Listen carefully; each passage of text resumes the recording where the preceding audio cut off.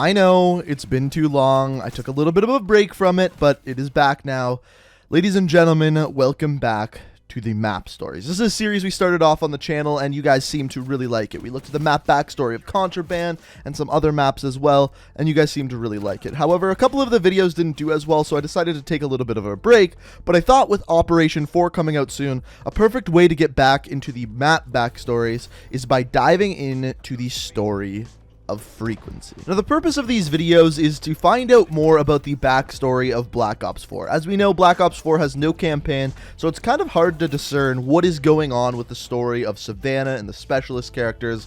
Well, the map Frequency really dives in and explains and answers a lot of those questions, so it's borderline one of the most important maps as far as the backstory for Black Ops 4 goes. So, before we dive into that story, I just wanted to ask two things of you guys. If you do enjoy this series, if you like hearing about the backstories of the maps, the way to show me is two things. First of all, hit that like button. It shows me you enjoy the video and want to see more videos like this one. And then down in the comments, let me know what map you would like me to look at next. A lot of people have suggested looking at the remake maps like Jungle or Firing Range, and I would love to do that, but they're a little bit more difficult to do because the story of them doesn't revolve around Black Ops 4. It revolves around the original games that they were in. For example, Black Ops 1, for both Jungle and Firing Range, is where the backstory of those maps come from. But that doesn't mean I can't dive into them. It would just be a little bit different. It wouldn't be the Black Ops 4 story. It would be the Black Ops 1 story. So if you would like to see that, let me know down in the comments. And if you enjoy this series, hit that like button. But without further ado, let me shut up and let's dive in to the backstory of Frequency. So as far as Frequency goes, Frequency is a covert listening station deep within the mountains of the region of Hunan. Now, if you don't know where that is in southern China, and it's basically a mountainous region in China. Now, as far as where this is, it doesn't really matter for the story of the map. The only thing to note is that it is high within the mountains of the Hunan province. It's not on the ground. It's at a very high elevation. Now, as far as your first glance at this map, there's nothing too overwhelming or surprising. It's a pretty advanced facility covered in solar panels with lots of computers and wires running everywhere.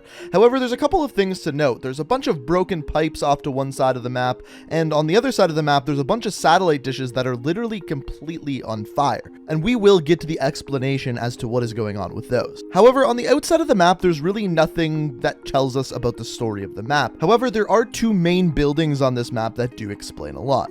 The first building we're going to look at is known as the Administration Building, and there's a lot of things to look at in here, but the first of which is this logo right here, the WSB.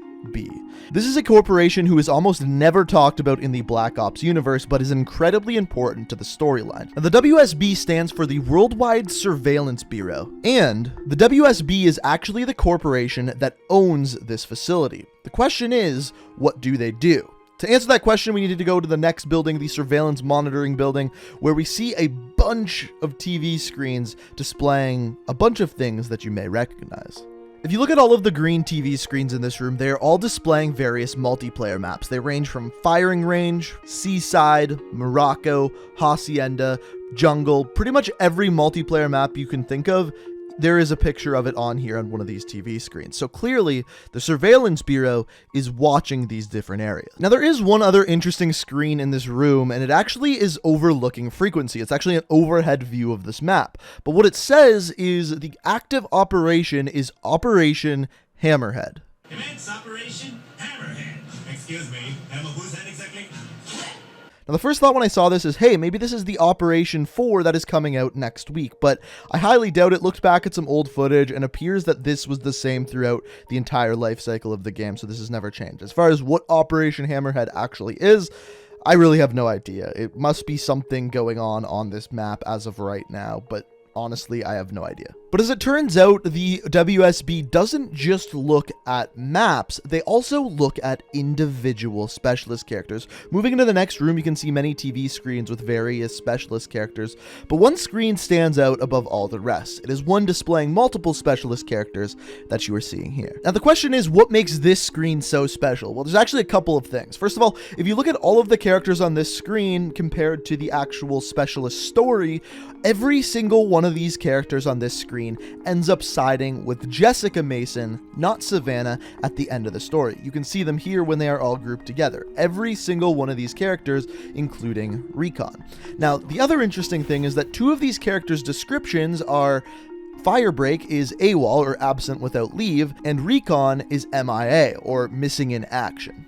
Now, another interesting thing about that final cutscene in the story that you may not know is that every single one of these characters seen in this returns in Black Ops 3, except for two, Ajax and Recon. Now, Ajax, I don't know about, I've said that in his specialist story, but as far as Recon goes, this screen here where it says he is MIA might explain why he is not in Black Ops 3. He might actually be dead before the events of Black Ops 3, dying in a mission, and that is why the screen here says MIA. Now, as far as Firebreak being AWOL, the only thing I have to answer that is in the beta for Black Ops 3, Firebreak wasn't there. He was the last specialist added in, and he wasn't there until the final release of the game. Missing, if you will. So possibly that's why he's AWOL, but to be honest with you, I have no idea. Now, the next part we've talked about a million times before, but if you go throughout the rest of this room, there are 3 TV screens that are blurred out. 2 of which we already know. One of them belongs to Zero, one of the new specialist characters added in the game. The other belongs to Outrider. And the third, if you read the description, one of the things that it says is a single wound made with a surgical blade. This is, of course, talking about Spectre. So based off of all of this knowledge, we assume that in Operation 4 coming next week, we are going to get Spectre added into the game, assuming that it follows the rest of the TV screens found on this map. Now, the question is who would need to keep this many tabs on the specialist characters on the battlefields they're fighting on? And the easy answer to this one is obviously Savannah Mason. And the reason for this is because she is constantly trying to add people to her army, find new specialist characters, and then keep tabs on them to keep them on her team. That is what the entire specialist story in Black Ops 4 is all about. And even in one scene, you can actually see one of her lackeys actually spying on Prophet as he uses a sniper rifle. And then she says that he is going to be the best that anyone has ever seen because she is going to pick him up as a specialist character. So as it turns out, Savannah appears to be the person who has started, created, or is running the WSB and spying on these specialist characters. Now, that's not the only thing we can learn from Frequency. If we go over to the other side, the next building is called the Cypher Data. And all in all, there isn't nearly as much in this room to take away, even though there's pretty much just as many TV screens, but there's a couple of interesting ones that I wanted to point out. So most of the screens in this room are actually just screens looking over the map, almost like security footage. However, there's one screen that doesn't really make any sense. It's the inside of a building, a chair. It looks like someone's streaming. If you look down to the bottom right, you can see a follower, subscriber count, name of donations. It is literally someone live streaming. And I don't really know who it is or what it is, but down in the bottom left, you can see The Torch is the name of the stream.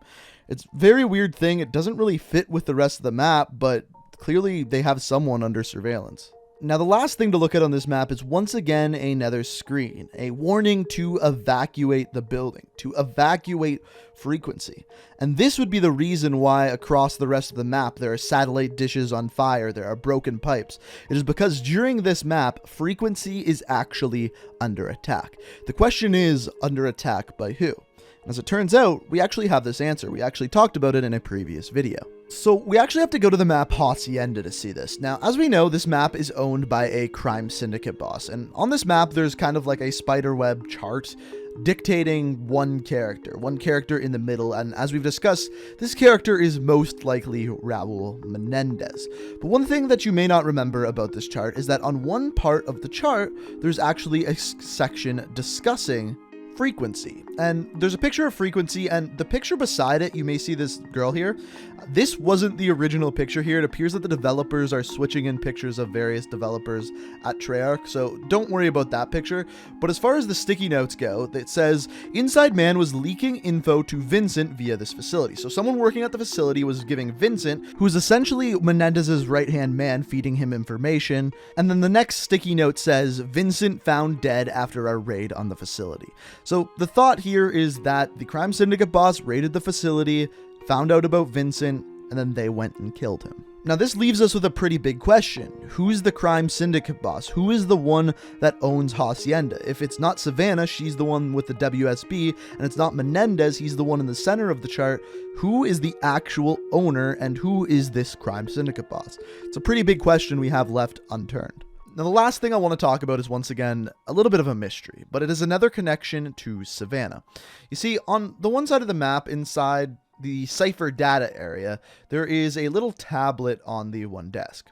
Now, this tablet we have actually seen before, believe it or not. This tablet we saw on the map Arsenal, and it's selling a few things, some VR things, but one of the things that they're selling is a robot body, and similar to what Reaper is or something along those lines, but we saw this on the map Arsenal. Now, if Savannah is the one running the WSB up here, and we've already talked about a little bit of a connection between Savannah and the Deisler Robotics Company, which is the one who makes all of the score streaks, who owns Arsenal.